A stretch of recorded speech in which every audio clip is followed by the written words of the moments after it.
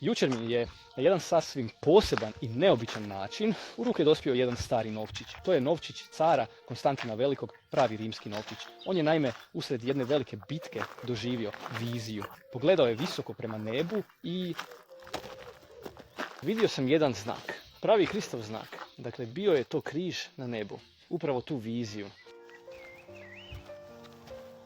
Kršćani su do tada bili žestoko progonjeni. Stoga je ovo što se dogodilo zapravo vrlo posebno. U njegovom slučaju radilo se o doista iskrenom obraćanju. Upravo povodom tog događaja bio je iskovan poseban novčić koji je bio pomno osmišljen i dizajniran.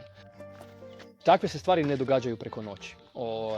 Ovo je umjetničko djelo gdje car zamišljeno gleda gore. Taj rijedak novčić pokazat ću vam danas. Do njega sam došao na vrlo poseban, gotovo čudesan način. Zapitajmo se, o čemu razmišljam?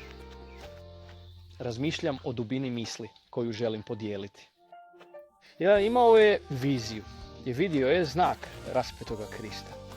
Gledajte, ja vjerujem da ćemo se svi jednog dana naći licem u lice s raspetim Kristom i da ćemo mu morati položiti račun za ono što smo učinili sa svojim životom, a posebno za ono što smo učinili s njim.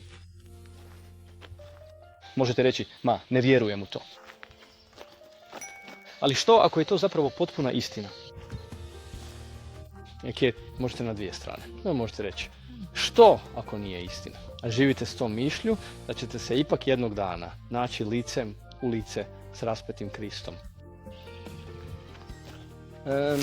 I ispadne da nije istina, da se ne nađete licem u lice. I što onda? Što time gubite? Apsolutno ništa. Ali što gubite ako to odbacite kao istinu, a ipak se pokaže istinitim? Tada gubite vječnost. Tada gubite vječnost i gubite sve. Molim vas, shvatite ovo vrlo ozbiljno. Duboko vjerujem da će se svatko od nas naći pred raspetim Kristom koji je dragovoljno položio život za vas, kako bi vas pomirio s Bogom, jer sami to ne možete postići.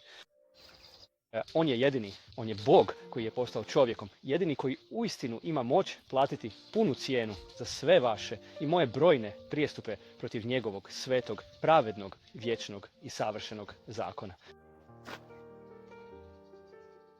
Dobro, nadam se da ćete to shvatiti vrlo ozbiljno. Bog, vidimo se.